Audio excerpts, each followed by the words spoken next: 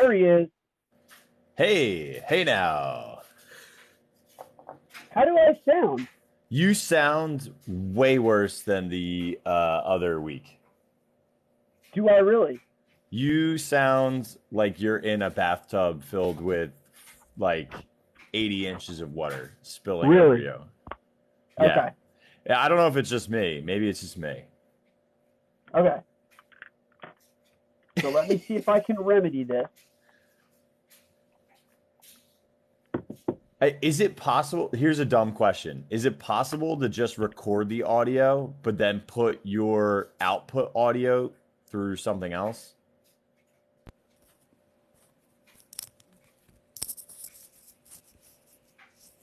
Hey, Kevin, how are you? What is going on? How's that? Better? Yeah, I mean, yeah, that's way better. What's up, Jess? I always think of starting line. I always think of starting line when I look at your screen name. And he's gone. What's up, Robbie? The way that you said, yeah, it doesn't make me believe that it's better, though. No, it's infinitely better. It's Okay. infinitely better. Well, The problem though is can you here's my thought is can you somehow record the audio? Like, it's not good ripping it from a replay. Like, that's not good. The audio is terrible. It's better to run it through that Roadmaster or whatever that thing is. Hey, Felipe, what's happening, dude? See, the thing is What's up, if I have these headphones plugged in, then I can't put it through the caster. I'm just trying to think of a way that I could why the only thing that I would see as a problem is getting my audio, right? Because like you could have your mic on and it would get you perfect and it would not impact the stream. The problem is syncing up my voice. Do you know what I mean? So like, is there a way to record it through TikTok while it's live, like on your desktop? Record through the Roadcaster yourself and then record my audio through TikTok on. This is just me talking. I don't know. If I don't know. I got this cord, and for some reason, is the audio that bad though? Is in terms of when you did it for episode 1, which was us just using iPhone mics, was it horrendous? It just wasn't as good. No, just using this wasn't good. I mean, the last episode that we did, it sounded great, but it wasn't good for the viewers. And so I had to make that decision of, I think it's more important for them that they don't. Yeah, James, it didn't work. The cord did not work. Everybody just told me when I was on the cord that I sounded horrific. Yeah, that cord was not good. Just saying. I don't know. I don't know. I'm trying to also find. Lemuel had this amazing looking sunny effect, and it made like images look so much better, and I can't find it in here. I just found a cat though. I could put a hat on myself with a cat. I don't need that, but I found it. Is it this one? That looks terrible. I look very smoky now. I have like smoky eyes. Yeah, I don't like that one either. I don't know which one he used. Maybe it's this one. I like that one. That one's good. I'll go with this, so I could just. I'm not using a key light because I don't have that good setup. But I didn't feel like doing my hair today. I just felt like throwing on a hat. You know what I mean? It's just a hat. It's just a hatty day. You know, a Mad Hattery day. All right. I feel like let's get ready. How's your day? Are you feeling good? I'm feeling good. it today? Good. I'm feeling good, brother. I appreciate that. Little love. Love. It's not in effects. Oh, it's just an enhance. Well, dude, this one's pretty good. Whatever this one is. This is like, it looks like a California condo with a palm tree. It brightened me right up, Lem. But I can check that another time. Just enhance.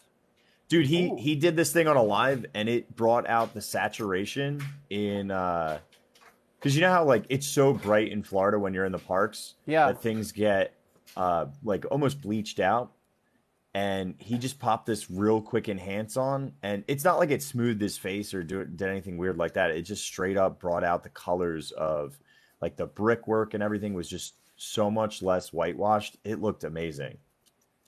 Yeah, well, I'm going to try this one, and then, I'll try something else another time. Mark, you ready? You ready to do your thing that you do so well? I'm ready. All right, hit it. All right. Aloha, everybody, and welcome to another episode of Tiki Room Radio. My name is Marc Valentine, and I am joined, as always, by the Walrus, the one and only Kirk from Rollish Carp. Welcome to the Tiki Room studio, where we debate Disney topics that are provided by our live audience here on Discord. On today's episode of Tiki Room Radio, we are debating extinct attractions versus what replaced them. All of the topics have come from our Discord audience. Kirk and I saw these topics about 10 minutes ago, so none of these debates have been prepared in advance of the show. The way that this episode works is we will flip a coin. Whoever wins the coin flip gets to pick first. The other person must debate the topic regardless of how they feel. And then you, the audience, will score that debate and we play the best of 5. But let's welcome him to the show. Kirk, what is up, my friend? Hey, what's up, Mark? Everyone on this side of TikTok is saying Mark looks naked because he shaved down his goatee. Wait, can you even get into a bar right now? I feel like you're getting immediately ID'd with that baby face. I went to go and see the new Harry Potter movie and got carded. So, excuse me, sir. Do you have a guardian with you? Excuse me, sir. Speaking of which, before we get into this, real quick, breaking news. This just in: Mark, Be My Valentine, coming down to the Florida to go and check out the Guardian himself. Yes, I will be flying down to Florida next Friday, and then Friday and Saturday I'm going to be hanging out at Disney, and then Sunday, May 8th, is my preview, my Disney Vacation Club preview for the Guardians of the Galaxy Cosmic Rewind Coaster. So stay tuned, as we're going to be offering a full non-spoiler review of the ride, talking about the experience, really just giving people an idea of the intensity level, what they can expect without spoiling any of the story. You and I have already talked. I know that I want to know nothing, but you want to know absolutely nothing about this. I literally have done no trailers or anything. Everyone is asking, are you going to go live? I'm guessing you're going to show us probably some externals, probably no internals, and then give us a debrief after the ride. Maybe a little anticipation, some outside shots, maybe even a little bit of a gift shop. That's not really giving away much, but people probably want to see it. And then my recommendation, dude, is because it just opened up, is maybe try out that Connections Cafe. It's a huge location, and I'm sure that's probably on your docket. Yeah, we're going to go. Ellie is asking me right now in a comment, Mark, will I go live from the parks in general? So yes, there's a good chance that Friday I'm going to be at Magic Kingdom, so I'll probably be on TikTok Live on Friday. Saturday I'm in Hollywood Studios, and then I'm going to connect with my good friend Brian Lee. We're going to go watch Doctor Strange in the Multiverse of Madness over at the Springs. So that night I won't be live, but then Sunday during the pass holder preview, I will definitely go live for a little while as well, and hang out with all of our Pocket fam here on TikTok. Good old Mr. Lee. I don't see him in the parks enough. Does he come to the parks often? Because I feel like I never run into him, but I'm always there during the week. So that's always tough with work for most people. So Brian has the Pixie Dust Pass. So he's blocked out a lot. So he's blocked out on weekends a lot of time. Mm-hmm. But he does go, I think their day that they get over there on is Friday, a lot of times with the kids. Yeah, that makes sense. So Connections Cafe, everybody's very excited for your review. Lemuel just had a video come out. Not a big fan of the Vietnamese banh mi, but they did like the General Chow's salad. They thought that was pretty good. But the pro tip is put the vinaigrette on the side, otherwise your chicken gets soggy. So, but it's huge, and they said the bread smelled really good. So I don't know if I'm probably gonna have to try those Liege waffles. I have a friend who opened up a hot dog, pommes frites, and Liege waffle shop with homemade ice cream back home in Jersey, and it was like some of the most tasty food ever, and it was like a weird combo to think of, but all those things worked fabulously together. You had me at pommes frites. Pommes, oh, dude. You had But me at hang on, pommes frites. ready? Hot take, and then let's get right into these best pommes frites or French fries, either or, on property. Go real quick. Snap call. I got one in my head. We might be aligned. We might not. So mine has to be the refreshment stand, but the fries have to be topped with all of the goodness, and I want to have the whatchamacallit, the poutine. That's So I like Michael's call on here. Michael goes to Dak and he goes right to Mr. Kamal's seasoned fries, nice thin French fry. I'm with you, but I'm gonna go rogue here. Place is very expensive, so I don't recommend buying cocktails necessarily unless you got a lot of dough to spend. But the Enchanted Rose at the Grand Floridian, their pommes frites with their garlic fancy mayo aioli is delicious with it, like an herbed parm cheese. Also, Primo Piatto does a really nice one that comes with either if you get it at Bar Riva or the Italian sub over at Primo Piatto at the Riviera. Both of them fantastic fries. good call, man. Good yeah. call. All right, Anyway, so getting let's into our do it. topic. Again, the Discord community said our topic for the night is we're doing extinct rides versus what replaced them. The series, if you're keeping score of these kind of things, because we are, it's settled. It's set at 2-2. So much stress, dude. I'm panicked today. It's the rubber match so far of Tiki Room Radio. So since you are looking to stop the streak of I have 2 in a row, I'm going to let you call the Spira tonight. I'm gonna go Outpost Up. And it is Outpost Up. Okay. I will also be frank with you. I did not look at any of these in advance, and I may have to call an audible if I don't know the attraction well. I think most of them are probably well known, but like, for example, if somebody pulls like a Horizons or like a Winged something or other, the one thing that's in Magic Kingdom, I just don't know it effectively enough to argue that one side. So just a heads up if I'm not familiar with something. Okay, so we are going to start out with one that I think could be loathed on both fronts. If it's the one, please give it to me. All right, so you're going to get to call the first opportunity on this one. It's going to be extraterrestrial alien encounter. I can't even say it. I can't even. Don't give me that one because I'm gonna lose just based on I can't even say the name of the attraction versus Stitch's Great Escape. Yes. Okay. Well, I'm gonna take. We'll call it Alien Encounter for ease. I have a lot of memories there, so I will take Alien Encounter. And since it's mine, I got a minute on the clock. Ready to go? I'm ready. 3, 2, 1. Alien Encounter. The whole purpose of this was to combat the fact that Disney parks were too kiddie-like and didn't have enough thrills or scares. So at the time that Alien Encounter gets created, Michael Eisner is in charge of the Walt Disney World Company. And as a result, decided, okay, Universal is really putting out some really good jump scares, particularly Jaws. How do we combat that and grow up our parks? Rock and Roller Coaster is a part of that, but a big part of it is one of the scariest attractions, hands down, terrified tons and tons of guests with Alien Encounter. In this experience, you met an adorable creature named Skippy, and they were supposed to transport this little adorable creature and a mayor to back to Earth in Tomorrowland, but instead you get a horrifying alien-like creature that Sigourney Weaver would throw a flamethrower at. It licks your neck, breathes on you, scared hundreds. I loved it. I legit loved that. It was such a good ride. All right, here is my minute, and I'm going to be arguing for the ride which replaced it, which is no longer there, which is Stitch's Great Escape. All right, tell me when I'm ready to go. Hang on, let me reset this. 3, 2, 1, and you. All right. So it was a really great concept to put a scary ride inside of Tomorrowland, but the problem was that it really wasn't connected to anything that Disney knew. It was so off-brand, it was so off-putting that Disney wanted to reimagine it and connect it to something that people loved and kids could get into, and it was a little bit more family-friendly. Now, I'm going to also argue that while a lot of people say it wasn't as scary as the original extraterrestrial encounter or whatever it is, a lot of people were still very scared. Like my daughter and my niece were terrified the first time that we went on Stitch's Great Escape. All of those scares where you're getting touched, where you're getting breathed on and licked in the dark, all of those things were still a part of it.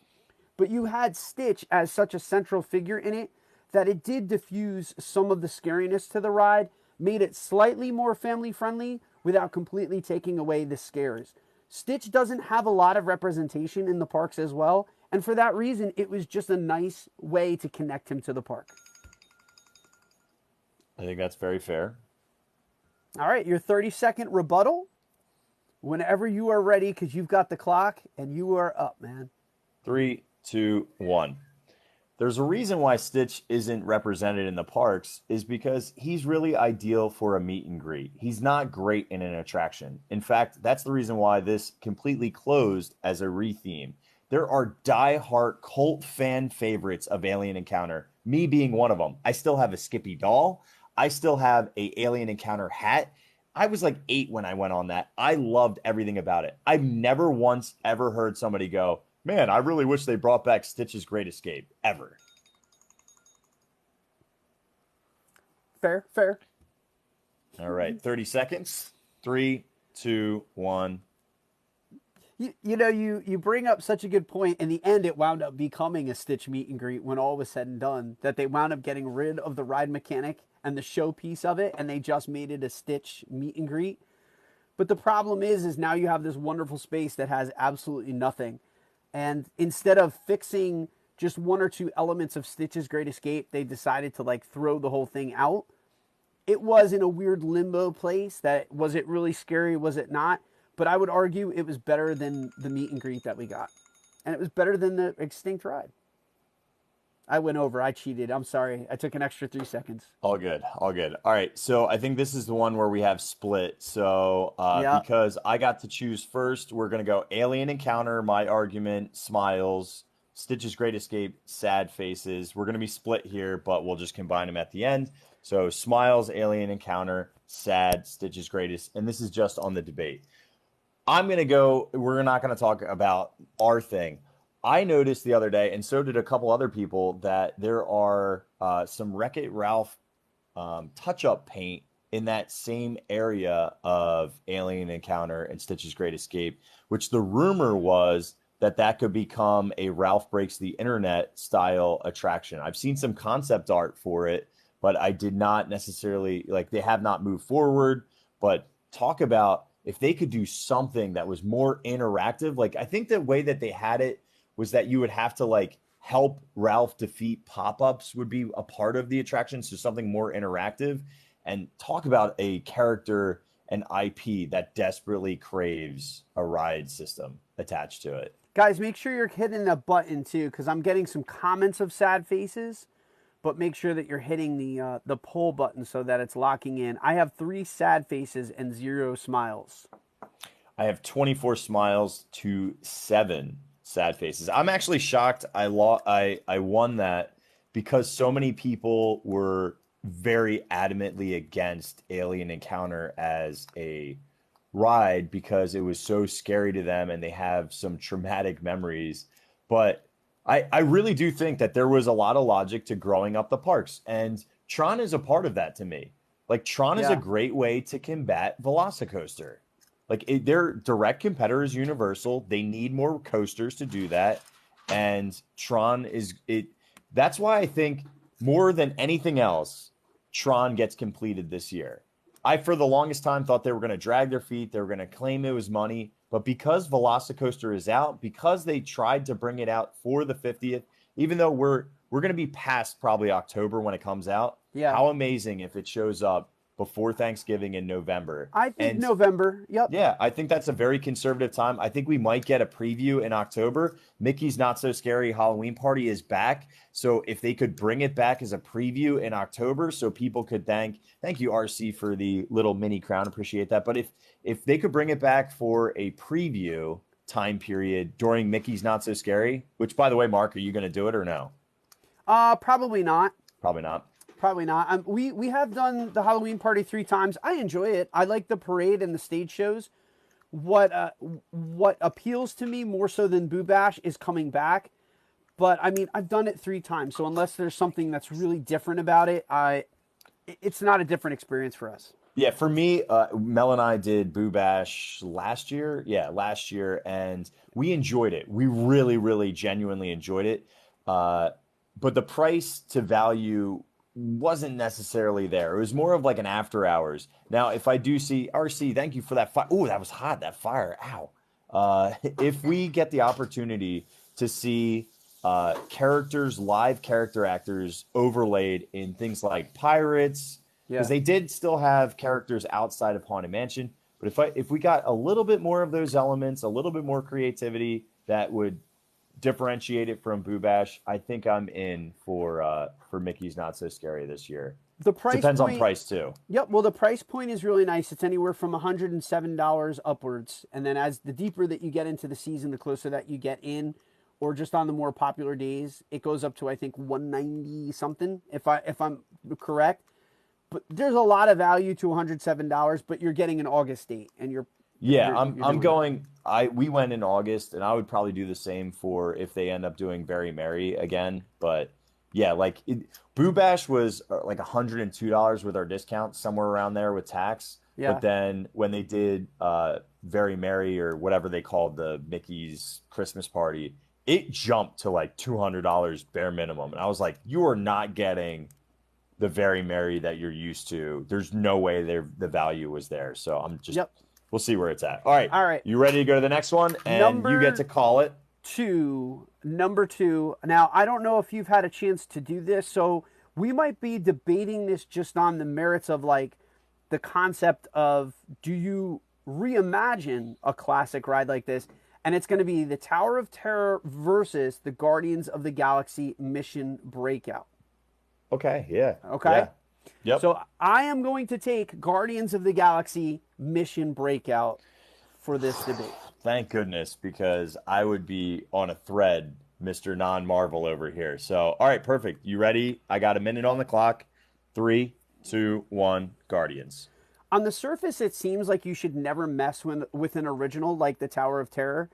But Joe Rohde, the Imagineer, not only took on the task of doing this, he did it while simultaneously building Pandora over in Animal Kingdom.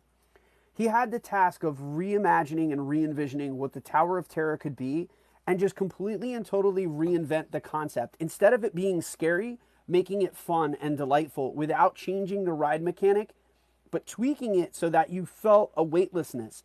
If you're a fan of the Guardians of the Galaxy, this is paying homage to this intellectual property.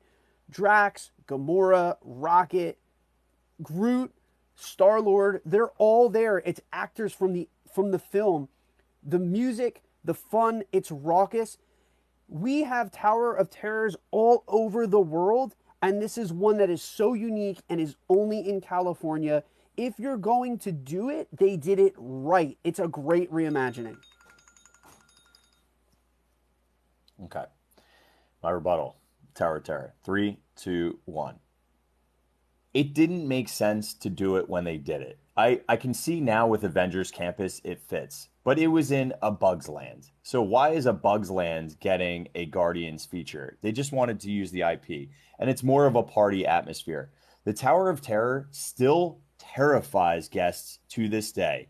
Every time I'm in that pre-show scene, it's some of the most enjoyable experience for people who are doing re-rides, because the iconic voice structure that they pulled from all of those individual Tower or any of those Twilight Zone episodes to string together the voice acting, because he had already passed at that point, and just the actual storyline. The Tip Top Club, which is a social club at the top on the 13th tower, the fact that it was struck by lightning, the fact that you can actually see a billboard on Sunset Boulevard. Like, it is the perfect soundscape. If we had Guardians at the end of Sunset Boulevard, it would just look so out of place. I love Tower of Terror. All right. I'm ready, man. I'm ready. Yeah. All right, 30-second rebuttal. 3, 2, 1, Guardians. Okay, here's something that Guardians of the Galaxy does that no Tower of Terror does, and that's a Halloween overlay. They do Monsters After Dark. They completely and totally change the vibe. They change the entire scene work of it. The music is different. It becomes a raucous, fun Halloween-style ride. That's something that no other Tower of Terror is doing. Kirk is right. Tower of Terror is great, but Guardians of the Galaxy reimagines the ride not just for like one thing, but for 2 seasons. It's amazing. Real quick, just so because I'm not familiar, is it still Guardians IP when they do that overlay? Yes. So it's Guardians IP with like a monstery vibe to it. Yeah. That's very cool. Very cool. I didn't know that. I love anytime that Disney does any of that stuff. And I desperately wish we see more of it for Christmas time, especially this year at Walt Disney World. Like, give me Tomorrowland Speedway with ornaments and lights and Christmas music again, please.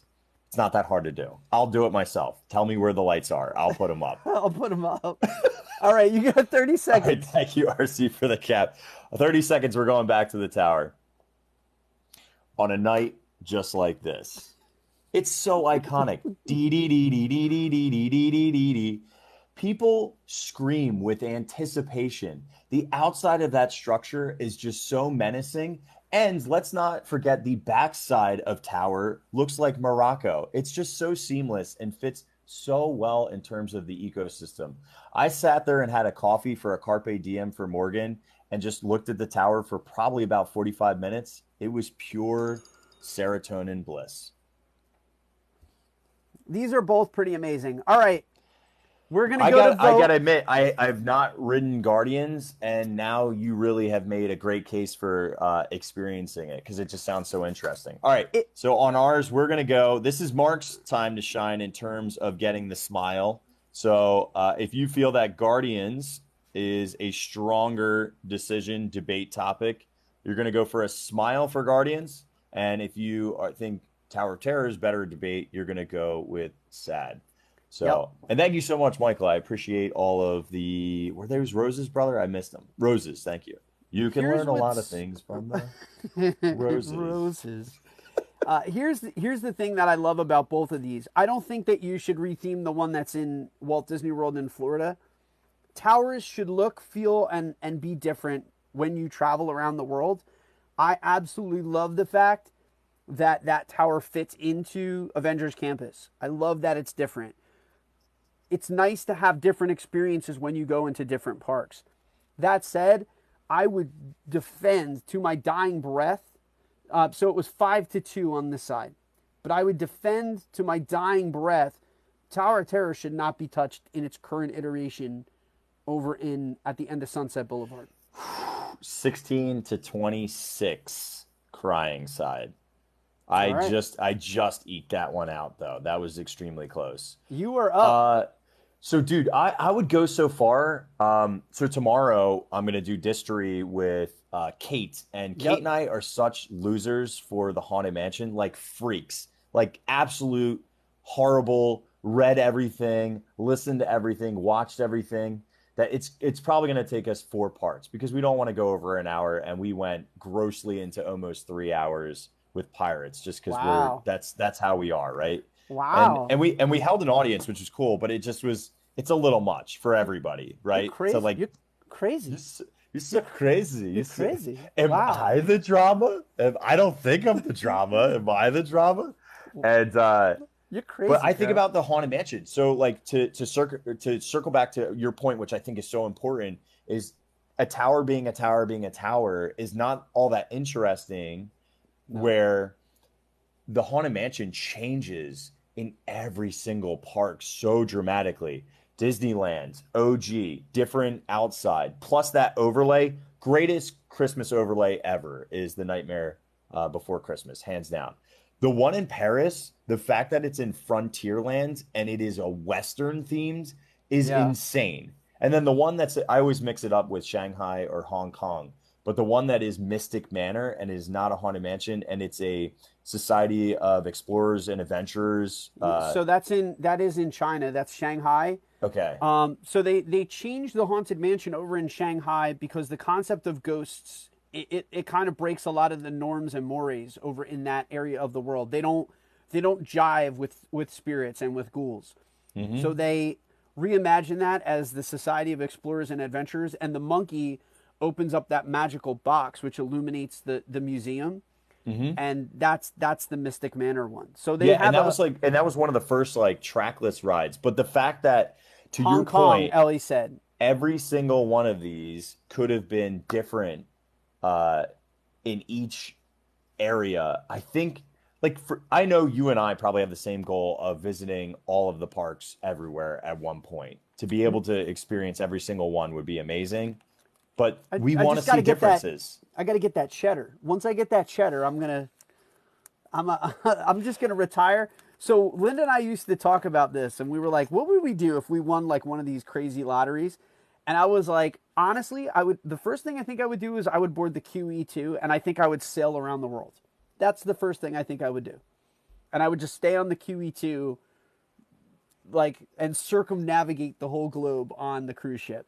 And then after that, then I would probably hop off and fly to different Disney locations, and I would probably just travel for the rest of my life. Pack a bag and Anthony Bourdain around the world. There's so much to experience, right? And like I honestly, there's so many. When I was a kid, I used to watch VHSs of front views of roller coasters, which brought me to places like Eifling and like all across the globe. And now with Dubai, like I would travel and yeah, cultures for sure, but I want to experience a lot more theme parks down the road. So, Justin but just said, anywho's. Justin just said, I'm looking at you, 401k. You need to be growing. Yeah, but you know what? Like 401k is too late. Like we need to also, this is just an aside. Everyone in here, make sure you're working out and taking care of your body. I saw this really crazy chart that showed if you're not like being active, your body declines very sharply after 50. Very like almost to disabled levels for everyone if you're not being active. So just you want to be able to do things when you're older and enjoy it in your retirement. So just word to the wise, be active. All right, here we go. You get to pick first again. Okay. Topic number 3, coming to us from Ellie, the Great Movie Ride versus Mickey and Minnie's Runaway Railway. I'm taking Mickey and Minnie's because I know that you're going to do a really compelling Great Movie Ride. And I feel like when we did something quasi like this, and I feel like I don't know if you had Great Movie Ride or if I did, but I really like your argument. You had Great Movie Ride. I like this then even better. I like flipping this now and having a very similar debate, but you have to take the converse of that. Agreed. So you're up first.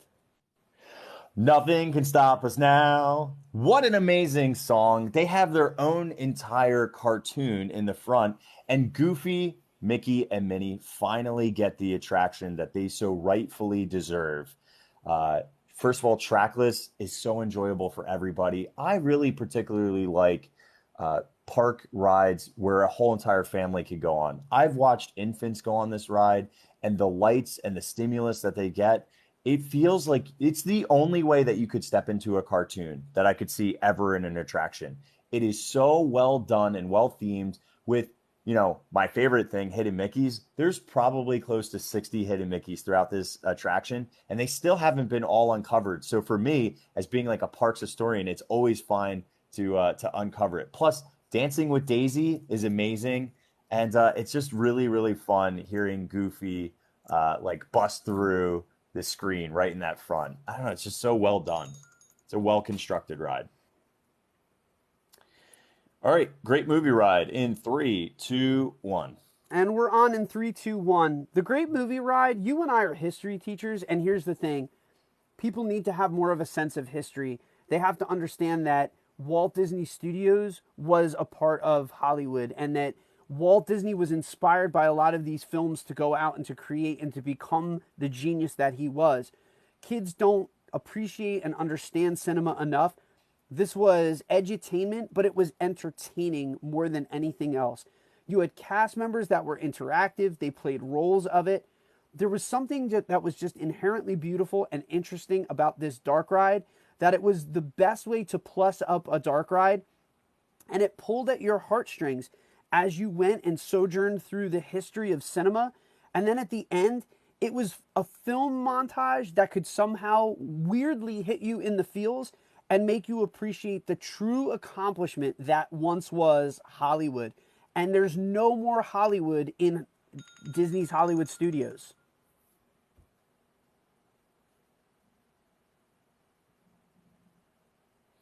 So I disagree. There's a tale as old as time.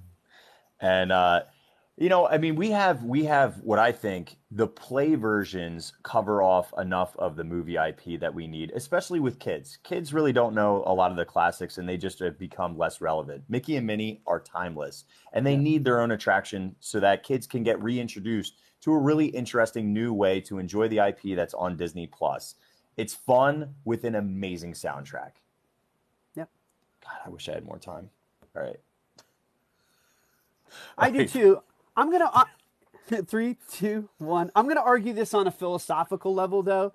Disney used to be about entertaining and having a good time, but a lot of it was about educating as well. The entire mission of Epcot was to entertain and to educate.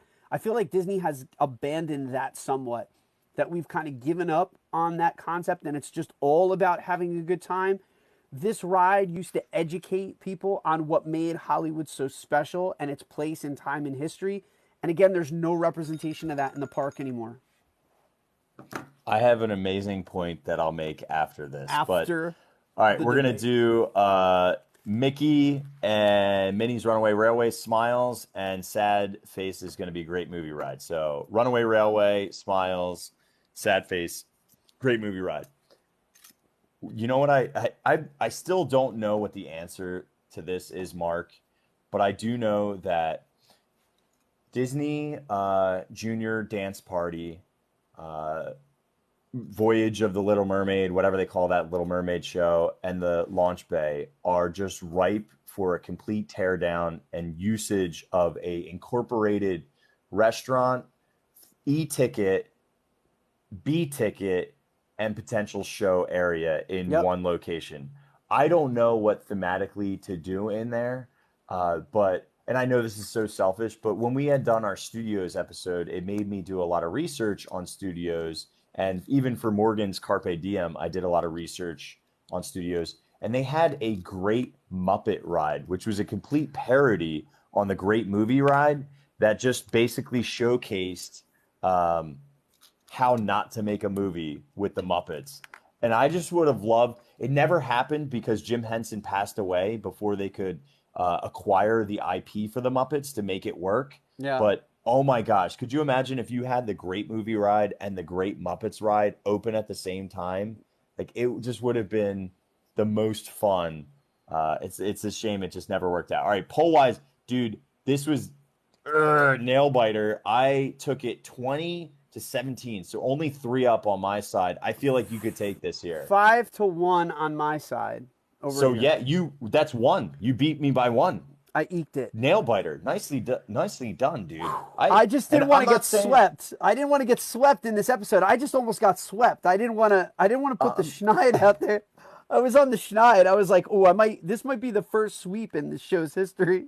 Tay, I think that Mark, did you teach AP? I taught US2 and World Cultures in my. I did a long-term sub job where I did AP History, but that was only for like 4 months. But I feel like, Mark, you taught AP History. I taught AP World History for 11 years. I taught Peace Studies, and I taught a course called History Through the Media. It was an elective that I wrote, and it basically was like Hollywood versions of historical events.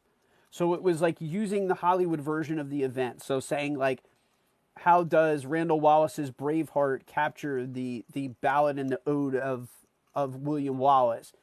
How well does Saving Private Ryan do like World War II? And it would use clips from these films to say how much of it is history and how much of it is Hollywood. Really fun, man. Really Everybody is saying in here, that is so cool. I would totally take that class. And thank you, Ryder. I appreciate the vote of confidence in my debating tools. I think some people on some of the lives are very impressed in how I negotiate to get through lightning lanes when I'm either late or... Here's something that's really frustrating, Mark, that happened in the parks the other day. I had purchased for a 2:30 window, 2:30 to 3:30, Seven Dwarfs Mine Train. It was 2:30 as I clicked through and was purchased. I clicked confirm payment. It still was at 2:30 and it showed up to 10 to 11 o'clock at night. We have no options for modifications with Genie Plus, which is my biggest gripe with it, because you need to be able to plan for ADRs and all those types of things. So yes, there is a lot more leniency there, but what a frustration point. But when you're paying for individual lightning lanes, there's a little bit more leniency if you're under 4 or less people, as long as you're really nice. And here's what I said, Mark, and I think you would really appreciate this. I walked up to the cast member. I said, you're not going to care about anything that I'm about to say to you because it does not matter. But and then I explained, we booked at 2:30. It showed up at 10. There's 2 of us. Is there any way? If not, it's all good. I'll just cancel it and get our money back. We're not stressed about it. And she was like, yeah, you're good. Go ahead. Yeah. And thank you for being honest, because we don't really care. Like, they were very funny about saying, like, because to them, they don't really care if you use your lightning lane, but like, guests can be so rude to CMs who they might be on college programs. So like, this is just a good word to the wise. Being nice in Disney really pays off, because the real magic happens with cast members, and they can make a lot of unique experiences and things happen for you. So just be polite and nice. I mean, that's good in general, but at Disney, it works really well. All right, so the 4th topic, I think I go first. We're going to go with, we had people beg us to do this one. We're going to do Horizons versus Mission Space. And we got to please do this one. I'm going to pick Horizons. And I'm going to start out. Yeah, thank you. That was the one that I need help with, because I never experienced. Before we even get into this, Mark, did you ever go on Horizons, or do you just know it from historical perspective? No, I did. I'm going to admit, though, if fully, that I had to go and do I did a POV. Can you just give me a quick snapshot on what Horizons was? Horizons is it's a dark ride. It used an Omnimover. It was visions or scenes of the future. It was very much, I would say it's very analogous to the Carousel of Progress. It had its own theme song, like New Horizons. Like, it had a theme song. Was it a good theme song? It was really good. It was a really good theme song. The thing, but I'm going to start getting into my debate. Okay, well, unfortunately. The other last thing then I would need to know is, because I believe there's a call out on Space Mountain. There's like a butler that's a robot in like a futuristic world with a drink cocktail. And I remember reading that I think that was a throwback to Horizons, but maybe I'm wrong. Yeah. So, okay. Yeah, I don't remember it either. So, all right, Horizons, and you're up, Mr. Mark. So we are currently at, what are we at? 2 and 2? Wait, how many debated topics are we doing? So this is the 4th. This is the 4th, so 2 to 1. 2 to you're 1. Up 2 to 1 right now in the best of 5. All right. Horizons with Mark, 3, 2, 1. You're on it. All right, so Horizons is one of those rides that people still remember, and it has amassed a cult following for a reason. It was true to what Walt Disney had envisioned about Epcot being. It was pure edutainment, and it provided us a future, or a glimpse of a future world. Again, the thing that was so great about this building was the facade of the Horizons building was beautiful, and it was iconic. The music of the attraction itself still lives in the memories of people who had a chance to ride it. The mover, the Omnimover of it, and the looking back at tomorrow showcase was something that lives really well, and it resonates with people. People don't ever talk about lovingly Mission Space as they do Horizons. And, you know, we talked about this earlier on in the show. Disney made a conscious decision to try to make these parks more adult-like and to play catch-up with parks like Universal and inject more thrill rides. And Mission Space has never been it, and I'll answer that in the 30-second rebuttal round as well. Mark, just once again for context, Horizons was like stuff in the future, correct? Yes. Okay. Well, you know what wasn't in the future? Horizons. They had to get rid of the ride because it wasn't good enough to stick around. Because guess what? There are perennial classics like Spaceship Earth, and that's still there. And it is very much not foretelling of the future. That needs an update dramatically. But Horizons wasn't it. Mission Space, though, is a thrill ride in a sea of slow, boring, dark rides of Epcot.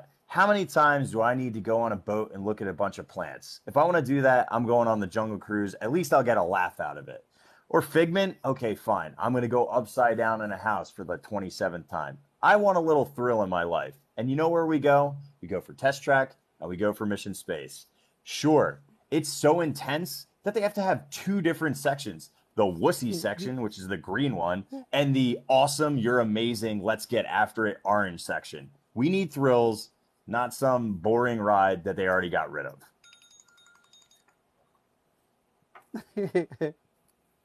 Just let me know when I can go on the rebut. 3 Horizons in 3, 2, 1.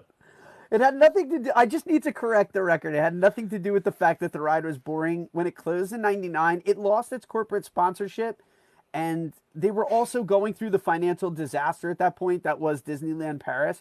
So for that reason, they made a lot of decisions to just change the direction of a lot of these parks. It was not a bad ride. It was actually a really amazing ride.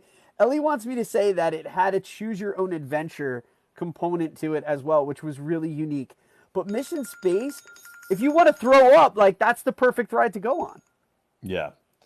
You know what I'm going to throw up about? The fact that you consistently go over your time because you can't make your points within the time allotment. That makes me sick to my stomach. And if I want to choose your own adventure, Ellie, I'll just go on Spaceship Earth. Because guess what? At the very end of that ride, they put my mug right into the future. Which, guess what? Horizon, not in our current future.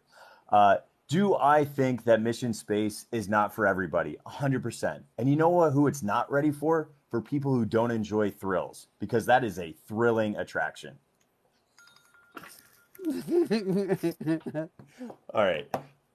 You're on I'm Smiles. You're on Smiles. Marc is on Smiles with Horizons, and I'm Sad Face for Mission Space. Hit me up with a smile if you think that Horizons was the better ride, or if the Hurlfest that is Mission Space should win. Leave me a sad face. Hang on, you can't throw another. That is another debate topic in there. That's so funny. So good. As I make my hurl face. Now you're wasting time. Ellie, you're a waste of time. I fully acknowledge the fact that I'm not well versed enough, and I never experienced Horizons as a kid. And I promise you, when we're off the show, I will watch a POV to get a little bit more versed on Horizons. I will say, just overall, I cannot wait for the Play Pavilion to open, Cosmic Rewind to be open, Moana to be open, the statue, and potentially if they do that restaurant that's elevated with a fireworks display observation deck to be open, Mary Poppins to be open. That is the Epcot I want. 23-16 on Smiles. So you 6-1. It. Yeah, 6-1 on my side. I truly don't believe that people love Horizons that much. I think that Mission Space is universally loathed because I do think it makes a lot of people sick. No one wants to get sick on their vacation. As a shameless plug for this week, Lance Rao, who is an Epcot historian, just loves parks.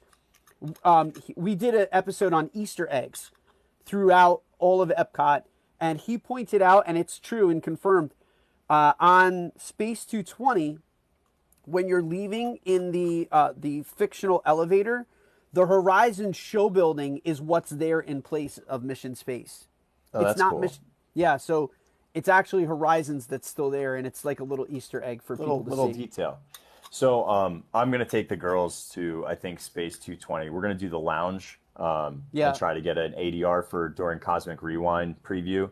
But what I would say about Mission Space, and everybody in here who's casting shade on me for ripping on dark rides, if you actually know me, you know that the dark rides are my favorite part. I love Figment. Yeah. I love Living with the Land.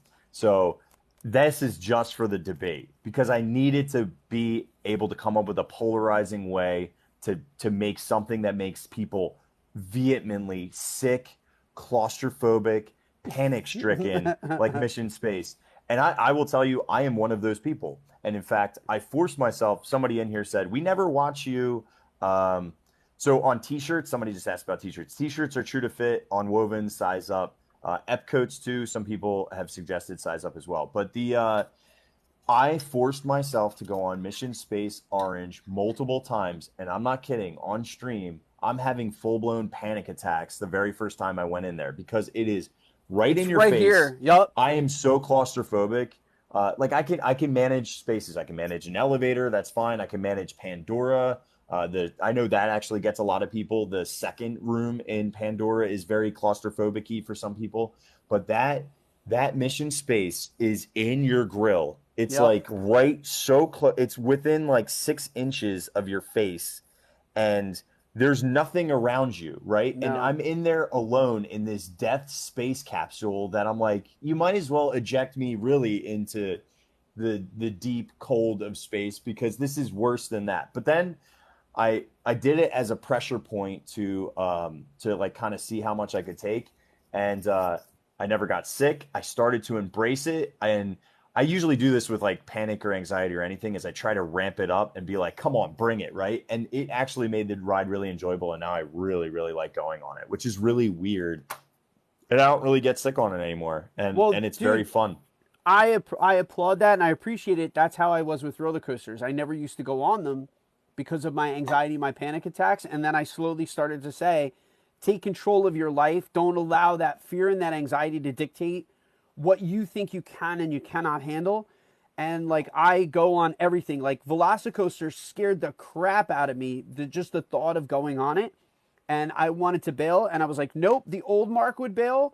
The new Marc is going to go on this thing. And well, I'm very proud of you because you had either called me or were texting me about how proud you were for going on Velocicoaster, which I will tell you, there is still one ride system. So like Marc, you conquered a fear that day going on Velocicoaster, and you now actively enjoy it, correct? Like, would you go on it no problem? Oh, I go on it all the time. We did the front row the last time. And now, I know you really enjoy Harry Potter's IP, so that could kind of take away some of your trepidations, where Velocicoaster is more about like a crazy thrill ride. Were you ever nervous about going on Hagrid's or going on Gringotts? Nope. Okay, because they both have coastery elements to them. I think just the nature of a Velocicoaster is a purposeful thrill ride. Yeah. Hagrid's is, you can see from the look and the feel of it, it's a family-friendly coaster. Mm-hmm. Velocicoasters, they're intentionally trying to melt your face off. You know when you see it. The hi-hat, like you look at the hi-hat and the ascent and the drop on that, and you go, yeah, they want you to freak out. But it's awesome, and I did it. All right, we are tied up. What do we do on this one? I forget what we do when we're tied. Well, we've saved the quintessential debate for the last and the final thing, and you're drawing first, man. This is for Jackie. Wild ride. Jackie, I'm taking the wild ride. Mr. Toad's Wild Ride for the many adventures of Winnie the Pooh, and he is taking Mr. Toad's Wild Ride. Your minute is there for you, sir. She knows that I'm going to slaughter this thing. Jackie, I will try my best. She hates me so much because every time I walk by, I talk about trying to destroy this attraction. Jackie, I do like it. I will take your fight on right now, Jackie. I am one. We are one with the Force, and the Force is with us, Jackie. Let's go for Mr. Pooh. All right. Am I going first on this, right? You are first. Okay. You drew first. All right. Yep. 3, 2, 1. Mr. Toad's Wild Ride. It is one of the most revered, nostalgic rides of all time. And double your flavor, double your fun. We didn't get just one ride. We got 2 tracks. Winnie the Pooh, 1 track. And I'm not, like the Yeti on Everest, I am not a one-track mind. I like to have 2 different ride experiences in that small location. And it's just a great call-out to amazing IP. And who doesn't like J. Thaddeus Toad? Which, by the way, I was in Skipper Canteen just this past yesterday, and J. Thaddeus has a book on the right-hand side, and it says The Wild Ride by J. T. Toad. How amazing is that? He lives on forever and will always live on forever. Toad all the way. I'm with you, Ellie. Toad all day. Pooh is overrated. I agree with you, Coach. Grossly overrated. And just gross. Okay, man. All right, Pooh in 3, 2, 1. Everybody loves the many adventures of Winnie the Pooh. There's something about the 100-Acre Wood that is poetic and beautiful. There is a book called The Tao of Pooh, and looking at the way that Winnie the Pooh and the characters within just inspirit and enshrine the concept of the Tao. There's so much that can be learned, and there's so much knowledge that can be gleaned from Winnie the Pooh that it lives in people's like social consciousness to this very day. Winnie the Pooh deserves this ride, and it's a fun mechanic. It's joyful. It's gleeful. I understand it's only one track, but when you leave it, try not to smile or try not to get hit in the feels. There's something about the crew of the 100-Acre Woods that just is lovable and loving. A lot of people know who J. Thaddeus Toad is now because of the controversy, because of the fact that the ride is gone. And this is like one of those philosophical debates. Did people care about him when he was there? Maybe not as much as now that he's gone. I could debate this just for an entire half hour. This is such a good topic. 3, 2, 1. Nobody cared.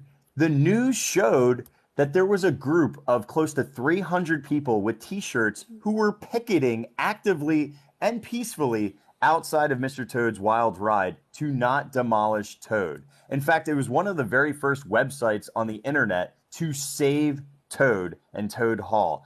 Mind you, Winnie the Pooh stinks so bad that they have to have Mr. Toad and Molly still in the attraction in the owl scene. That's not bad. It's a low blow. Truth hurts. All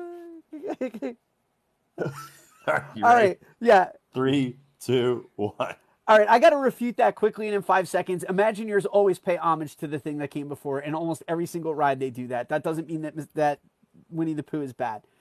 Winnie the Pooh, again, it's a delightful ride. It fits Disney. The other thing is, and we debated this earlier in the conversation, Disney can have different attractions at various parks. If you still want Mr. Toad, he's still there. He's over in Disneyland, California. Winnie the Pooh deserves his own IP, and they knocked it out of the park, really making it for younger kids. That was fun. Always is. Mr. Toad's going to be smiles, and Pooh's going to be sad. As always. Deep in the 100-acre woods.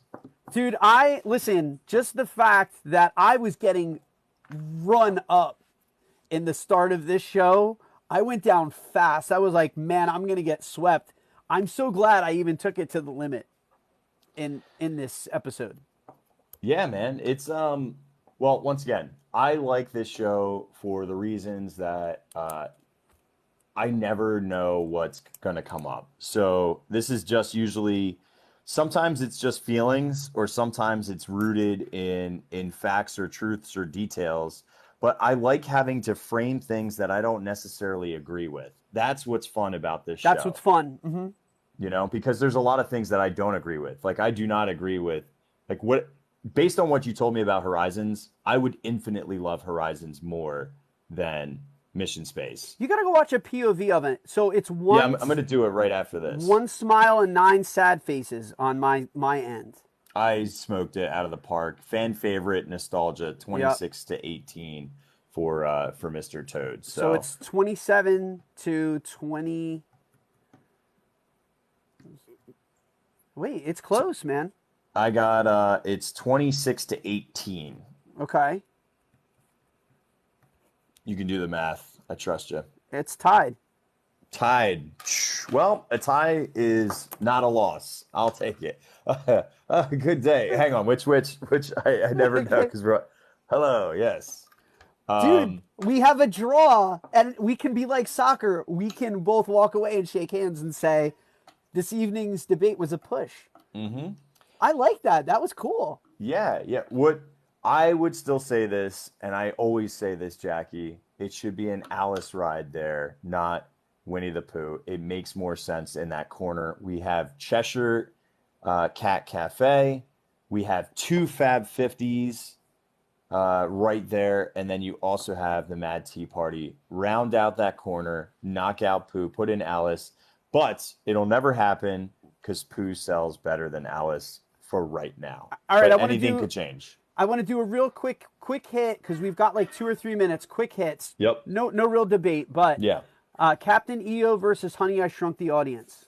Just gut reaction for you. Gut reaction is going to be Honey I Shrunk. I love that more. I was really scared of Captain EO, but really well produced. Probably as an adult, I would go Captain EO, but Honey I Shrunk. But please, let's just get rid of the Pixar shorts. I can see them on Disney Plus. Give us a 3D. I would go with Captain EO. It's like one of those core memory moments for me that like it scared the hell out of me, but I remember how well produced it was. It was a banger. Studio Backlot Tour versus Toy Story Land.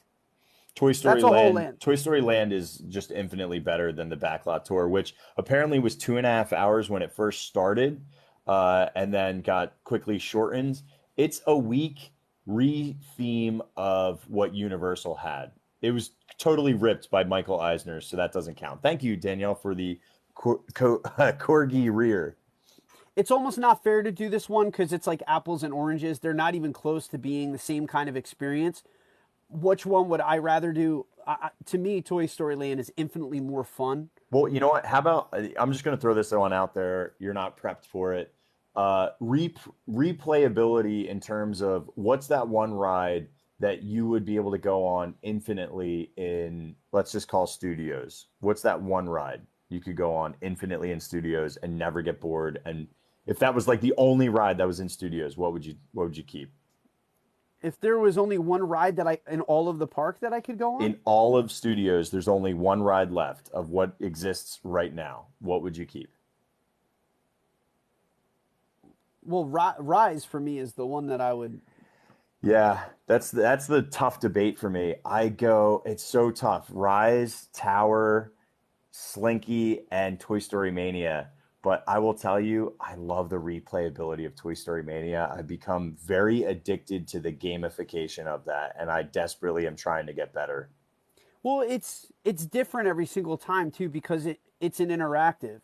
So, well, you could go against other people, which would change the dynamic completely. But it's not like a ride in a traditional sense. Like, I think Rise is the best actual attraction in that park. The next time that I come, I want you to learn me in some of these elements of Toy Story Mania because I'm a good shot. I just need to learn the ins and outs of what to do with that. Mm-hmm. What was the other one? California Screamin' versus the Incredicoaster we had. Neither one of us really get over there enough that's why I didn't do this I would go Incredicoaster because you're just talking about a generic roller coaster versus one that has like some elements of like pump up. Like they put like Jack is through this one tunnel and then they talk like Mr. Incredible would be like, all right, let's go, whatever, like whatever the saying is. It just even makes the launch. it makes more sense to have IP, much like to your point with Alien Encounter versus Stitch. Stitch makes more sense because it's actually tied to something, where Alien Encounter was just this nothing burger of fear, which it did help grow up, but it didn't make sense. Yeah, Brian Lee said the Incredicoaster is the right answer, and California Screamin' was fun. I like that. Yeah, I think they're both. I mean, it's the same. It's just one is changed thematically, which is important. I think that was a good glow up. If you will. This again was a lot of fun. Thank you to the audience for joining us for another episode of Tiki Room Radio. We are here every single Thursday at 8:30 p.m. Eastern Standard Time on TikTok with your Disney debates. Kirk, thank you so much, man. This is always so much fun. I love this show. I love having to embrace something that sometimes you don't even believe in. And we have a tie. So the scorecard remains the same. It's 2-2 with one draw between us. We will settle this again next week. But until then, farewell and aloha to you. Bye. Scene. and then we'll cut. Yeah. Dude, what once again, this is like one that you could keep going further and further because there are a lot of extinct attractions that were replaced. You could do Ariel versus 20,000 Leagues. You could do Princess Hall versus Snow White's Scary Adventures. What else were we thinking? What else got removed and replaced? Buzz Lightyear versus. I really feel like we deserve the Wreck-It Ralph attraction. Mark, can you please show off these lounge flies and give a little bit of context for those folks if you have them? I don't know if you have. I can I'll be right back. I'll buffer. So I've been working on a lot of things, and I just am staring at this. So here's just like a rando thing. But we redesigned our business cards so they're a lot more legible. But here's a fun hidden little detail. If you didn't recognize, these are supposed to look like fast passes. But down here, this barcode, you scan that QR, that goes to our website. This barcode is from the Haunted Mansion. So you could actually have scanned that and got into the Haunted Mansion. So I'm stoked. New business cards, new stickers, and other things coming. So yeah, they're fancy and new and just fun. They're better. They're way better than the old business cards that we had. So stoked. There it is, the one and only. So I need to again, and I noticed that I think Holly's here. The Disney fanatics, Greg and Holly, they're like the best people. They're such wonderful people. Greg was watching this show last week and saw me do the chocolate gene. Never really been fond of chocolate. And he was like, I was laughing and crying hysterically. And then I showed this to our group, our Facebook group. And I'm like, I've never wanted a loungefly in my entire life. I just didn't. Like, no loungefly's ever spoken to me. And I'm like, I said to Alicia and the crew, I'm like, this might be the first loungefly I get.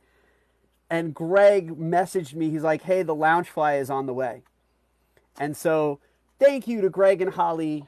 And that was your first loungefly. So your very first loungefly was gifted to you. And it's arguably your favorite. I forget how you phrased it. Did you say your favorite Pixar and then your favorite animated? Is that how you skirted it? So my favorite Walt Disney World Studios is Wreck-It Ralph. Okay. Is Wreck-It Ralph. Is it bigger than the usual loungefly? Yeah. It smells like chocolate, too. No. There was a deal, though. There was a deal that was struck with Greg. Oh, they want you to do your King Candy. Riley is demanding your King Candy All right, which is one. It is aces, and if he tweaked it minorly, it would be one of the best Mad Hatters as well because they're so neck and neck. I could probably get away with the Mad Hatter. So then Greg says to me as a deal, he says, "Hey, I want you to go out and get the Vanellope for your daughter." And so Bella got a loungefly so that the two of us can now rock this in park. I love that. So Bella's going to have Vanellope von Schweetz. I will have this. Just a little teaser, people, like the TikTok world. This is going to be in a giveaway. We're getting close to 3K. When I hit 3K on TikTok, this loungy wallet is going home with somebody. Nice. I love the giveaways, man. It's always such a nice way to give back a little bit. You know what I mean? It's always fun. The somebody had asked, so that's the only reason why I'm putting this up. Is I don't know if you saw this, but Wicked Wax had built this, like they used Cricut and some machining basically to like cut out.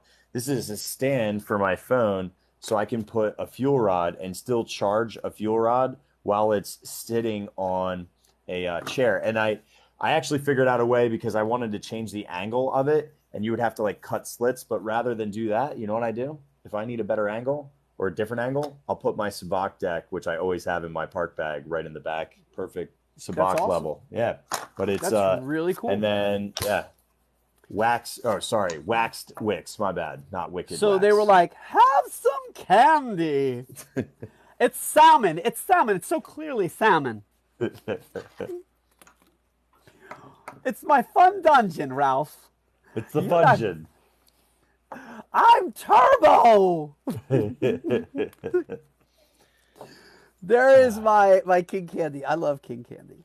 It's a good one. The latest has been everybody wants me to do not all of Gaston, but people. I was walking past Maurice's popping machine, and you know how we are. We walk around and we say things, and so I just looked at it, and the first thing that popped in my head, staring at Maurice in like his is like just this big head on an invention. I always think of him with those crazy goggles.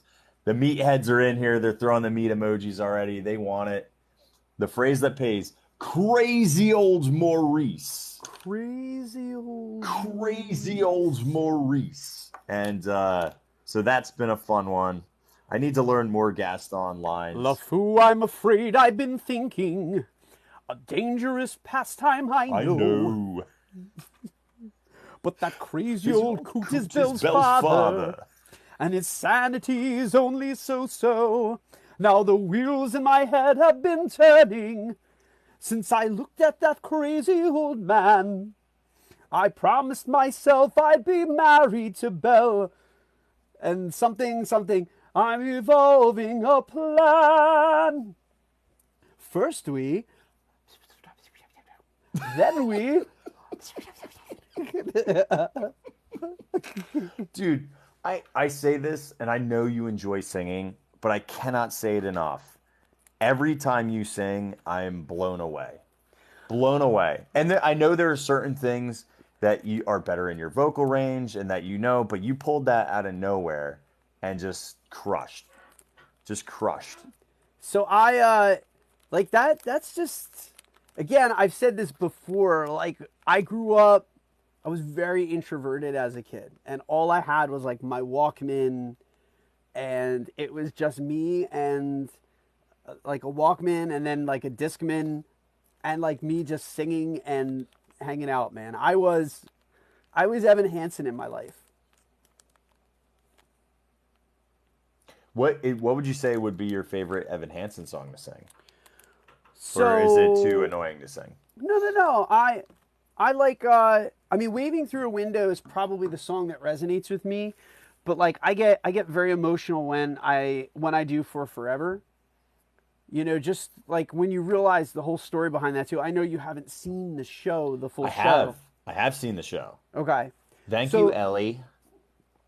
But just when you realize that, like, him in the tree and all of that stuff is him trying to, like, you know, end himself is like just a lot. Oh, it's bad. It's bad. So Riley did say, sorry, to add a little levity, Riley goes, good impression of Yoda I can do. Jackie says we need to duet videos for TikTok and post them both on our pages. I don't hate that. Dude, what do you mean duet stuff? So like you have one person sing and then. Oh, I feel like Marc, you need to do that. That's your wheelhouse. Like where that's not me. Like Piano Rob does that really well. I think you could do that really well. I think Jackie could do that really well. That's just in your vocal range and your skill sets. I'll start another TikTok called Marc Sings. No, just do it in yours, man. You do like 10% of Marc Sings, and everyone can listen to you do those melodic tones that you're so resonating. Citrus heads. Let me get my cap on, my thinking cap. Kirk, I'm afraid I've been thinking. A dangerous pastime, I know. I know. So the other one is Soren. How's your Soren pre-show? Soren, it's a little baritone. Soar in a tower. We are clear for takeoff. So I'm a tenor 1 by stock and trade. The highs. So my highs aren't as as high as they used to be, but I can go into like my head voice and I can still get up there. Case in point, my full version of Bohemian Rhapsody. I'm just gonna sing a little bit. I'm just gonna do a little. I'm just gonna do a little snapshot of this song, and then meanwhile, 7.5 minutes later, Marc is still belting it out fully. All right, let me. Nice job, pal. Nice job, pal. Let's see. Let's do a little. Oh yeah. Have a nice flight. Have a nice flight. Soar in a tower. All right, so here's what would you say is better? Do you like Son of Man or You'll Be in My Heart better? So, interesting story about "You'll Be in My Heart." That song, uh, I fell in love with working at ShopRite, which was a local grocery store in New Jersey. And this was before Shazam and anything else that you could really like figure out where songs were from. And it was on Yeah. the store's radio. And I was like, this song's amazing. That I wrote down the lyrics while I was leveling potato chips, which is like pulling them forward. And went back and Googled it and found out that it was Phil Collins and fell in love with that song. Yeah, growing up, I loved Genesis. Dude, why is this? So I Googled Song of Man lyrics, and it's all in Spanish for some reason. That was weird. Matthew, I don't know if that's you in here, but thank you, Matthew. We showcased your. It's working out swimmingly, amigo. It is the greatest thing since sliced bread. Which, by the way, like just take a knife to your breast. More vilified in the movie that a lot of the lovability or the likability of him there it's not as present in the film version of it. I agree. It's very hard to be serious when we are when these guys are here. Now just keep spreading that juicy gossip. I like it. I like what you did. We're not going to be trashing the camp. Hold on, I got to change this. Hang on, is Lana over at Michael? Is Lana at Oga's right now? Because she had a 9:15. Is she still over there drinking? Probably. I don't think I could bring her into this. La? Yes, she is. Dude, what if we try to dump this out and multi-guest and do a 3-pack with Lana? All right, you got to download this too and then send it over to me. No. Well, that's why this could be like a good time for us to like quit this one and try to see if we could bring her in on something else. I like it. Let's do it. All right. We're going to go try to bring Lana into this chaos and see how she does, okay? All right. Thank you so much who is hanging out here for the Tiki Room Radio, another great episode. Let's try to find Lana. Lana! Let me see if I can multi-guest her right now. Panel. Switch. Grid. Switch. Invite. Why is it not showing anybody? Crap. How do I do this? How do I invite her? I don't want to co-host. Lana.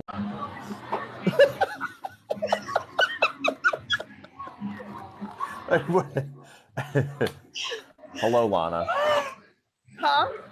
How are you? I'm good. How are you?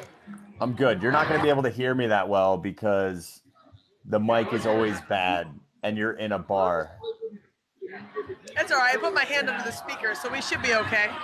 Oh, righteous. How are you digging on Oga's? Is this your first time at Oga's? It is, and it's a vibe. It is a vibe. Where are you at in conjunction to DJ Rex? Where's the DJ at in comparison to you? He's on the other side. He's on the other side. Okay. What did you get? What are you sipping on? So I got the Jedi Mind Trick, which I finished. That's tasty. And then it's too sweet. Hang on, Lana. I gotta cancel this one out and try to see if I can multi-guest and bring Marc in, okay? Because I thought it would be able to do this, but it's acting weird. Give me 1 second, okay? BRB. Okay. BRB. I'll see you in a second.